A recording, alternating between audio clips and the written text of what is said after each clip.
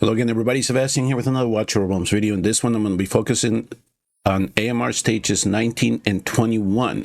These are the new AMR stages that are dropping now with the Titan meteorites. They will actually allow you to forge artifacts specifically for ground heroes. Now, of course, 19 is a little bit easier than 21. So if we're able to conquer 21, you should be able to conquer 19, no problem. Okay. The one difference here and why we have to fraction these new 4 stages out is because 20 and 22 you're going to need platform units, and in 19 and 21 you're going to primarily need ground units to clear this content. Okay, all right, let's go the map info here really quick, because I kind of want to just give you an idea of what you're going to have to encounter when it comes to this boss, because it is a little bit different from those that we see in stages 1 through 18. In this one, he actually goes through a sacrificial ritual. Well, he sacrifices his own HP, summons this cursed lackeys here. So these are the fellows that are going to actually rush through to the core. You need to bring these down, because if you don't, the boss will undo his holy requiem, which then detonates all those summon cursed lackeys, and you'll see them. It just deal mass damage. So some people, they are employing different strategies to deal with these. I actually just employ the bring them down as soon as you can before they explode on you. I'll talk about the other method here in a second. He also has this Bloodstorm Resurgence, where he will summon the Crimson Lightning. So it's essentially what it is that he will get these tombstones open, the ones that you see up here, and you'll start seeing units come out. And so you're going to have to contend on blocking this side here and blocking this side here. The units that are coming out here, this bone collectors, you're gonna have to block and make sure they don't get to the boss, because if they do, the boss gains attack, he gains health, and it's a little bit more difficult to take down at the end. All right, so that's kind of the overall of what you're looking at here. Now, before I go through the clip that I collected, I just wanted to briefly show you in terms of what the layout is and what we're going to be able to place in terms of, so you can see here there's only one platform that is available to us, so that's essentially going to be our healer spot. And then when it comes to the ground units, you can see that it is pretty much opened up here. So you are going to have at least the opportunity to place several fighters, maybe some defenders, to block the oncoming rush that is coming here, and you have 2 platforms here to block these bone collectors coming from this side here. So here's the lineup that I decided to bring in for my account. I have 2 AoE damage dealers here that I can use, Wrath and Magnus. Magnus is very good for this, because if you activate his ultimate, you'll gain 2 blocks. So you're going to need as much block as you can to contend with all 10 lackeys coming at you per round. I'm also going to bring in Abomination, because it's somebody that we have in our accounts from when we're able to fuse them. Volca, because she not only does she do damage on this, and she can contend with the side if we need her there, but it reduces the cost, deployment cost of the units, and that can come in handy, especially if you want to use the type of methodology to clear this, where you're just going to tank it up, let the units blow up, and then continuously cycle that, and hopefully your tank can survive. But if they don't, you have a couple of backups that you can bring in and block them from getting to the core while they burn out. So that's another methodology you can look forward to probably seeing, but it's a little bit tougher because you have to contend with all the cost that you're going to need to keep swapping in and out, especially if your tanks do die. One healer, you're going to need somebody that has a long extension. So we have very many available units for this, but you can for this I'm going to bring in Hollow instead of legendaries. So just to kind of show you that she can do the job very well. Magda, she's a cultist, AoE damage when her ultimate is activated, so she can really do very well with that. And here I'm just bringing 3 units that can kind of block things and also do a little bit of damage. Rourke is an HP based hero, so you can probably use him for this if you wanted to. He can do a bit of damage as well. Valkyra, definitely we can use her for the top if you wanted to, or you could use her for the bottom, because she does have that long range extension. Those are the type of fighters that you essentially are going to want to bring to this. All right, so let's play this out a little bit. I'm gonna show you exactly the layout that I started with.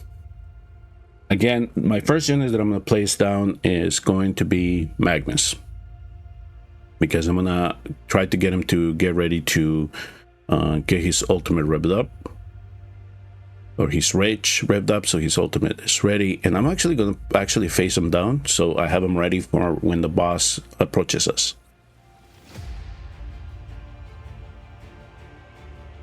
So now you can see me place Magda as well, because she's going to be the other one that is going to deal with the AoE damage. Now, if you build your fighters very, very well, a lot of damage, a lot of HP, you can possibly not need defenders for this, okay? If you just want to plop 4 fighters down, you know, AoE damage dealers, you have a talent that you're not, you know, in the background that you want to use. You can team them up with Magda. There isn't a lot of blocks, so you have to make sure that you do have a lot of damage to bring these guys down as soon as you can. All right, so make sure that they're tanky enough to survive that's ground slams that he does, because they do hit hard. So we have Hollow here healing everybody, and then you can see the AoE damage dealers just trying to clear this as much as they can.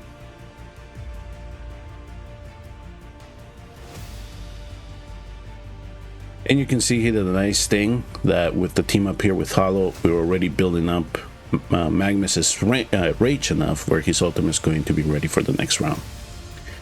Okay, so here on the top left, you're gonna see me start covering my base here with Valkyra and a defender. So in this case, I'm gonna use a Isolde.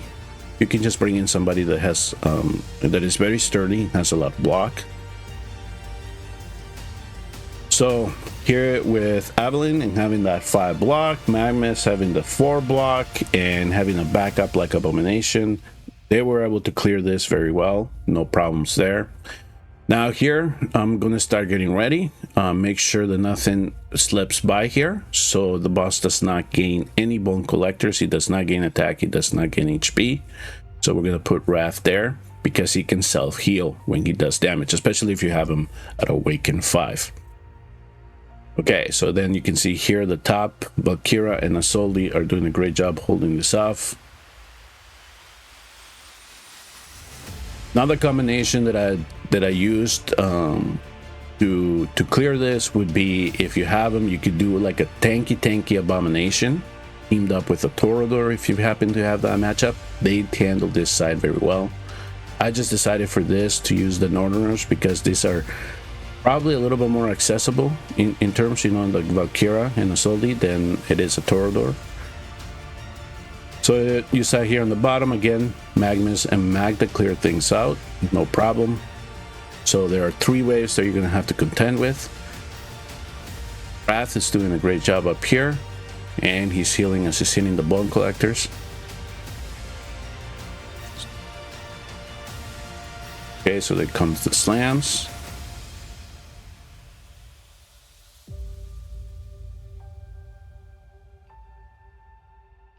Right, so we do one last ultimate here, and Abomination activated the ultimate at the right time. So now he's going to be able to help out with his extension. And at the same time, try to CC these units. That's the other thing nice about Evelyn, if you use her, is that she does have CC, so you can slow down the units as well. So here we go, Magda and Magnus just clearing things out. So far, we haven't seen the ritual be activated yet, so we're fine. We're happy with what the outcome is.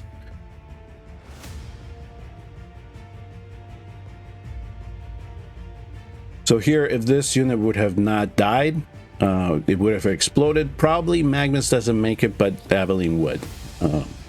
At least in 21. In 19, I think Magnus would have survived.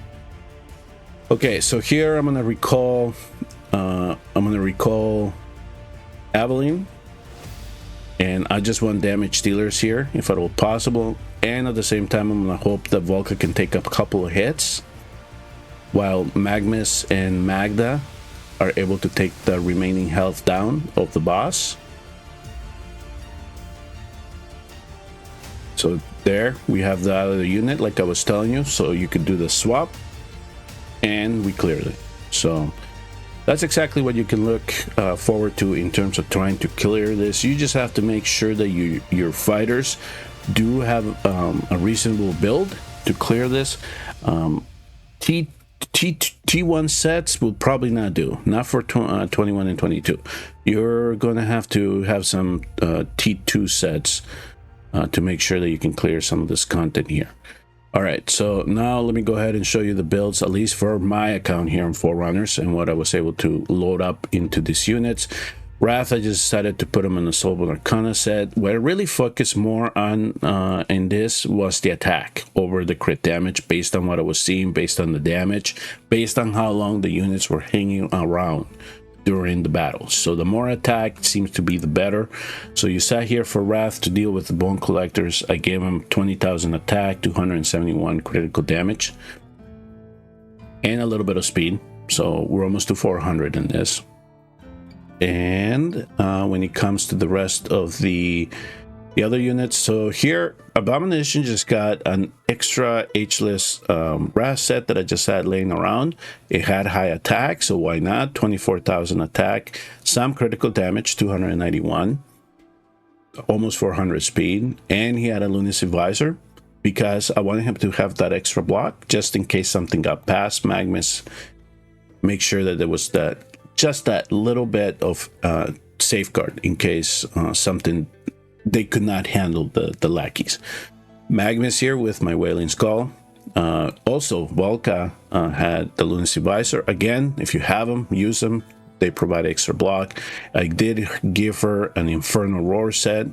Some attack. I got to the 17,005 that I was looking to get in the threshold that I was looking to get. 312 critical damage.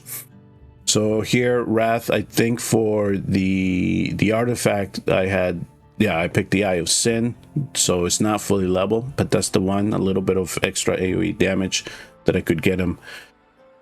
All right, the other units here were, let me go back. Okay, so Hollow, Invig set, and the Euphoric Orb. If she's not healing enough, then you can do Teos Balm if you want, if you're getting too low on your health bar after those slams.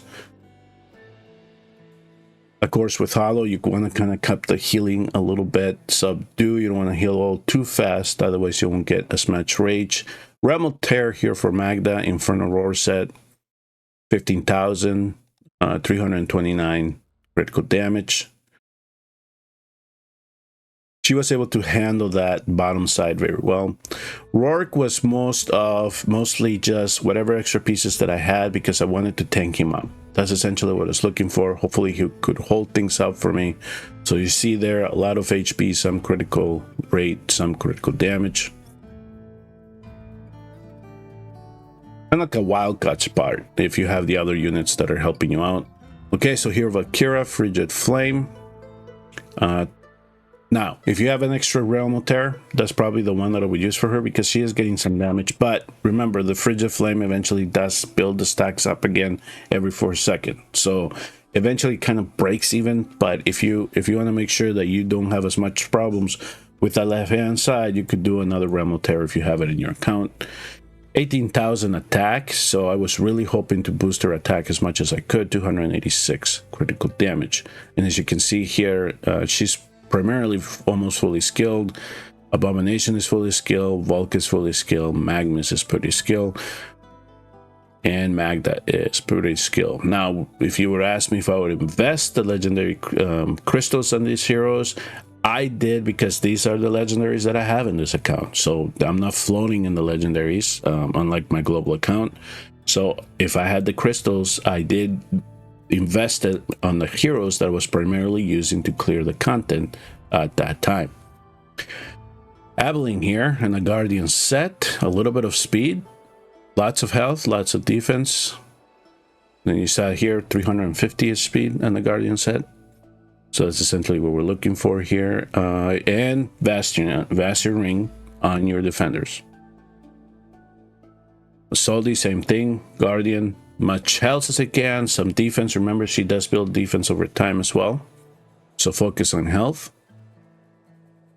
And there, showing you the Bastion ring. So with Abilene, and Abilene's is not even the fully level one that I have in this account. So you just need the extra block, essentially what you're going to want to bring into the battle. So that will do it for this video. Hopefully this guide helps you conquer AMR 19 to 21 when this eventually rolls out to the global server.